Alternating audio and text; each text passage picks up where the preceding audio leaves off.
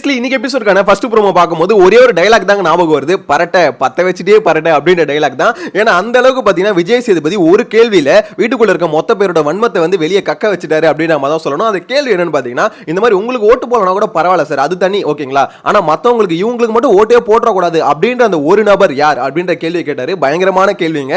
ஏன்னா இந்த கேள்வி மூலியமா பார்த்தீங்கன்னா ஒட்டுமொத்த வன்மமும் வெளியே வந்துருது அப்படின்றது ஆப்வியஸா தெரியுது பார்க்கும்போது. ஸோ இதுல ஒவ்வொருத்தரா பார்த்தீங்கன்னா அவங்களோட வன்மத்தை வந்து கொட்டுறாங்க.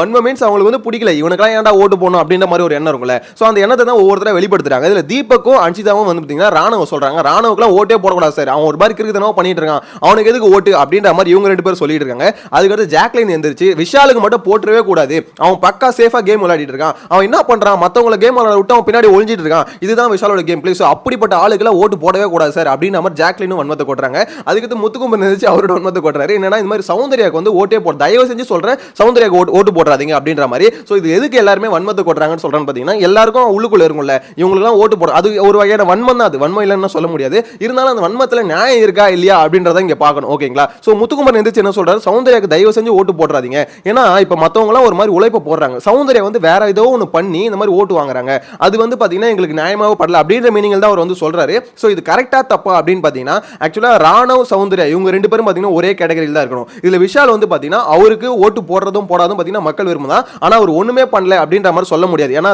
ஜாக்லின் என்ன சொல்றாங்க, பின்னாடி உட்காந்துட்டு ஒரு மாதிரி கேம் ஆடுறாரு சொல்றாங்களே, அது ஒரு வகையான கேம் பிளே தான் ஓகேங்களா, அது வந்து ஒண்ணுமே பண்ணாது கிடையாது. ஏன்னா ஒரு விதமான கண்டென்ட் வந்து கொடுக்குறாரு. இப்பதான் கொஞ்சம் கொஞ்சமா அவர் எப்படி சொல்ல ரியல் ஃபேஸ் வந்து எக்ஸ்போஸ் ஆயிட்டு இருக்கு. அது நேத்து நடந்த சம்பவம் இருக்குல்ல, அதுல வந்து விஷாலை போட்டு துவச்சிட்டு இருக்காங்க.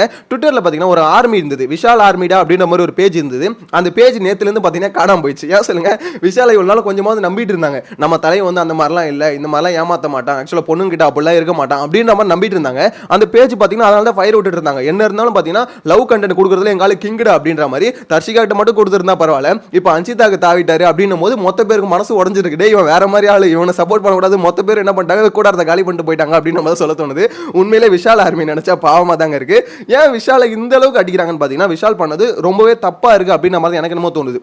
ஏன்னா தர்ஷிகா இருக்கும்போது ஃப்ரெண்டுன்னு சொல்லிட்டு, அதுக்கு அன்ஷிதாவும் அதே தான் சொன்னாங்க, ஃப்ரெண்டுன்னு சொல்லிட்டு, இப்போ அவங்களோட ரெண்டு பேரோட இன்டென்ஷன் வந்து மாறுது அப்படின்னும் போது இப்போ வெளியே போன தர்ஷிகாவோட நிலைமை எங்கடா அப்படின்ற மாதிரி தான் எல்லாருமே கேட்டுட்டு இருக்காங்க. நீங்க வந்து தர்ஷிகாவுக்கு வந்து துரோகம் பண்றீங்க அப்படின்ற மாதிரி மொத்த பேர் அவங்க ஒப்பீனியன் வந்து ட்விட்டர்ல சொல்றதுக்கான காரணம் என்னன்னா, விஷால் பண்றது ரொம்ப தப்பு அப்படின்னு நம்ம தான் தோணுது. எனிவேஸ் எங்கேயோ விட்டுட்டு பாருங்க. சரி, இது வந்து எதுக்காக சொல்ல வந்தேன்னு பார்த்தீங்கன்னா, விஷால் வந்து ஏதோ ஒரு வகையான கேம் ஆடுறாருல, கேம் ஆடாம இல்ல, அது நல்லதோ கெட்டதோ ஏதோ ஒன்று பண்றாரு. ஆனா இங்க சௌந்தர்யாவும் ராணுவும் என்ன பண்றாங்க அப்படின்னு, எதுக்கு ரெண்டு பேரும் ஒரே கேட்டகரியில் வைக்கணும் அப்படின்றனா, ராணுவ வந்து பாத்தீங்கன்னா அப்படியே சௌந்தர்யாவோட ஃபார்மேட் வந்து அப்ளை பண்ணிரு, காப்பி பேஸ்ட் தான் பண்ணிருக்காரு, வெளியே வந்து டீமா செட் பண்ணிட்டு வந்தாங்க. இப்போ முத்துக்குமார் சொல்றாரு அவங்க வேற ஏதோ ஒன்று பண்றாங்கன்னு, அது என்னன்னு சொல்லிட்டு வீட்டுக்குள்ள இருக்கவங்களுக்கு தெரியும், ஆடியன்ஸா பார்க்குற நம்மளுக்கு தெரியும், விஜய் சேதுபதிக்கு தெரியும். அதே மாதிரி பாத்தீங்கன்னா வீட்டுக்குள்ள இருக்க தீபக் மத்த எல்லாருக்கும் பாத்தீங்கன்னா அது புரிஞ்சிச்சு. அதனால தான் பாத்தீங்கன்னா ராணவையும் சௌந்தர்யாவும் சொல்றதுக்கான காரணம் என்னன்னா, ஒண்ணுமே பண்ணல, அது ஒண்ணுமே பண்ணல மீன்ஸ் ஒரு டாஸ்க்ல அவங்களோட எஃபோர்ட் வந்து பாத்தீங்கன்னா ஃபுல்லா இருக்காது ஓகேங்களா. டாஸ்க் கூட பரவாயில்ல, சில பேர் தான் ஜெயிப்பாங்க, சில பேர் தோப்பாங்க அப்படின்றது ஆப்வியஸா இருக்குன்னு வச்சுக்கோங்களேன். அந்த இன்டென்ஷன் ஒன்று இருக்குல்ல, இப்போ இந்த கண்டென்ட் இன்னைக்கான ஷோக்கு வந்து நம்ம ஏதாவது பண்ணணும் அப்படின்ற ஒன்று இருக்குல்ல, இப்போ பிக் பாஸ் கொடுக்குறாருன்னா அதுக்கு ஏதாவது ஒரு உண்மையா பண்ணணும்,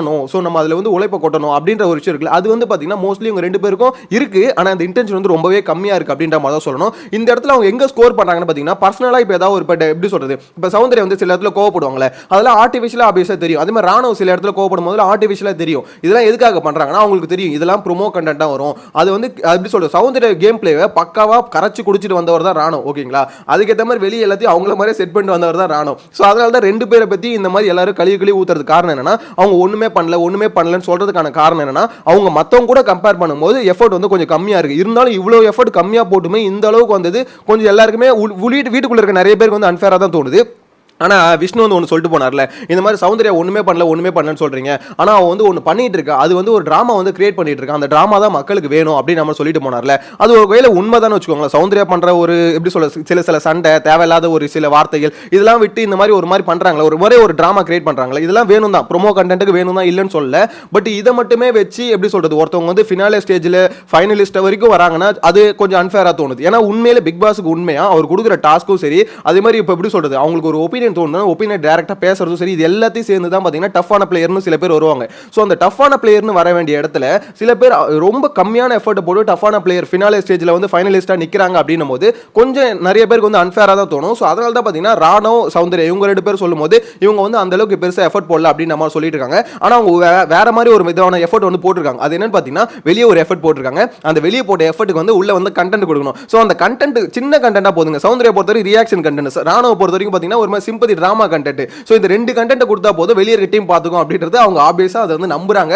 அது நம்புறது மட்டும் இல்ல, அதுதான் நடந்துகிட்டு இருக்குன்னு வச்சுக்கோங்களேன். சோ அதனால தான் சொல்றேன், இப்போ அவங்க ஃபைனல் ஸ்டேஜுக்கு வரது எந்த பிரச்சனையும் இல்லை. ஓகேங்களா, அவங்களும் ஒரு விதமான கண்டென்ட் கொடுக்குறாங்க, ஒண்ணுமே பண்ணலாம்னு சொல்றேன். ஆனா மத்தவங்க கூட கம்பேர் பண்ணும்போது இப்போ நிறைய பேர் பாத்தீங்கன்னா ஓகே இந்த இடத்துல உண்மையா விளையாடணும், உண்மையா சில விஷயம் பண்ணணும் அப்படின்ற மாதிரி நிறைய எஃபர்ட் போடும்போது அந்த இடத்துல இவங்களோட பார்ட்டிசிபேஷன் வந்து கம்மியா இருக்கு. ஓகே பரவாயில்ல, இங்கெல்லாம் என்ன இங்க இதுக்கு அடிச்சுக்கிட்டு என்ன பண்ண போறானுங்க, நம்ம ஜஸ்ட் ஒரு ரெண்டு ரியாக்ஷன் கொடுத்துட்டு போயிடுவோம். எப்படி சொல்றது, ஒருத்தன் வந்து உயிரை கொடுத்து போராடிட்டு இருப்பான், அது அங்க பெருசா வராது. 2 ரியாக்ஷன் மட்டும் கொடுத்துட்டு போயிடுவோம், இதுதான் பிளஸ் அப்படின்னும் போது வந்துச்சுன்னு வச்சுக்கோங்களேன், எல்லாருக்குமே ஒரு மாதிரி அன்ஃபேரா தோணும்ல. அதுதான் வீட்டுக்குள்ள இருக்க நிறைய பேர் தோணுது. சோ அதுதான் பாத்தீங்கன்னா மொத்த பேர் கொட்டிக்கிட்டு இருக்காங்கன்னு வச்சுக்கோங்களேன். இந்த இடத்துல விஜய் சேதுபதி கேட்ட இந்த கேள்வி வந்து பாத்தீங்கன்னா உண்மையிலேயே யூஸ்ஃபுல்லான கேள்வி. இவங்களுக்கு மட்டும் ஓட்டு போடாதீங்கடா அப்படின்ற ஒரு கேள்வி இருக்குல்ல, உண்மையிலேயே இப்ப எப்படின்னா அவங்கள பத்தி இவங்க என்ன நினைக்கிறாங்க அப்படின்றது மொத்த பேர் கொட்டிக்கிட்டு தான் இருக்காங்க. இதுல தப்பு கரெக்ட்லாம் இல்லங்க. இப்போ அவங்க எந்திரிச்சு என்ன சொல்லுவாங்க, இவங்களுக்கு வந்து ஓட்டு போட எல்லாருமே ஒருத்தர் வந்து சொல்லி தான் ஆகணும். ஓகேங்களா, இவங்களுக்கு ஓட்டு போடாதீங்க, இவங்களுக்கு ஓட்டு போடுறது வேஸ்ட், இவங்க என்ன பண்ணிட்டாங்க அப்படின்ற மாதிரி ஒவ்வொருத்தரும் சொல்லி தான் ஆவாங்க.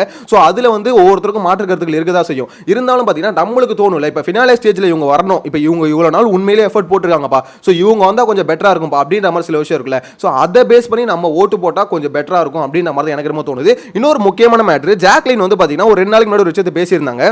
இந்த மாதிரி என்னோட கேம் பிளே, அதாவது முத்து நான் உன்னோட கேம் வந்து காலி பண்ண போறேன் பாரு அப்படின்னு மாதிரிலாம் சொல்லியிருந்தாங்களே. ஸோ அது மட்டும் முத்து கேம் மட்டும் இல்லை, தீபக் கேமையும் காலி பண்ணுறதுக்கு ஏதோ ஒரு வேலை பண்ணிட்டாங்களோ அப்படின்னு நம்ம தான் தோணுது. நேற்று வந்து பார்த்தீங்கன்னா சில ஃபுட்டேஜை வந்து ஷோவில் காமிக்கல, ஓகேங்களா, ஹாட் ஸ்டாரில் வரல. ஆனால் விஜய் டிவி சேனல்ஸில் பார்த்தீங்கன்னா வந்திருக்காது. அந்த ஃபுட்டேஜ் என்னன்னு பார்த்தீங்கன்னா ஜாக்லினுக்கும் தீபக்குக்கும் ஒரு சண்டை வந்திருக்கு.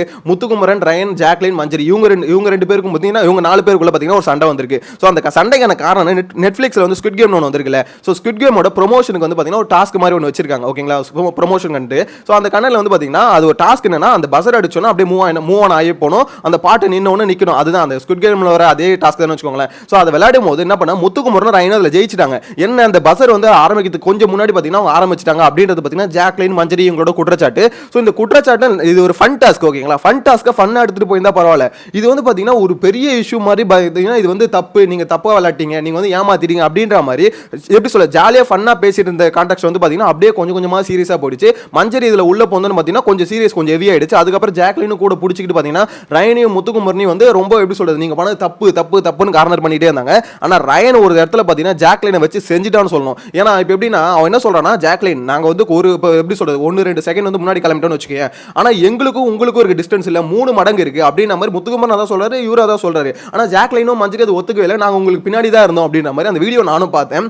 கிட்டத்தட்ட இவங்க வந்துட்டானுங்க, வந்துட்டு வெயிட் பண்ணிட்டு இருக்காங்க. அதுக்கப்புறம் தான் பாருங்க பொறுமையா ஒவ்வொருத்தர் 2 பேரும் அவ்வளவு ஸ்பீடா முன்னாடி வந்துட்டாங்க. ஆனா இவங்க 2 பேரும் சபகட் கட்டிட்டு இருக்காங்க. இல்ல நான் உங்களுக்கு பின்னாடி தான் வந்தோம், நீங்க மட்டும் கரெக்டா கிளம்பி இருந்தா நாங்க வந்து ஜெயிச்சிருப்போம் அப்படி நம்ம சபகட் கட்டிட்டு இருக்காங்க. எனக்கு தெரிஞ்சு இதெல்லாம் பாத்தீங்கன்னா வேணும்னே இப்ப சில விஷயம் கண்டென்ட் வந்து கிரியேட் பண்ணணும்னு நினைப்பாங்கல்ல, அந்த மாதிரி வேணும்னே ஜாக்லின் வந்து இந்த மாதிரி ஓகே ஒரு விஷயம் பண்ணணும், இப்ப ஃபினாலே வந்துருச்சு, இந்த இடத்துல நம்ம டஃப் கொடுக்கணும், டஃப்பான பிளேயர் வந்து அடிச்சு காலி பண்ணணும் அப்படின்றதுக்கோசம் தீபக், முத்துக்குமரன் இவங்க எல்லாரும் அடிக்கிற மாதிரி லைட்டா எனக்கு ஒரு தாட் வருது.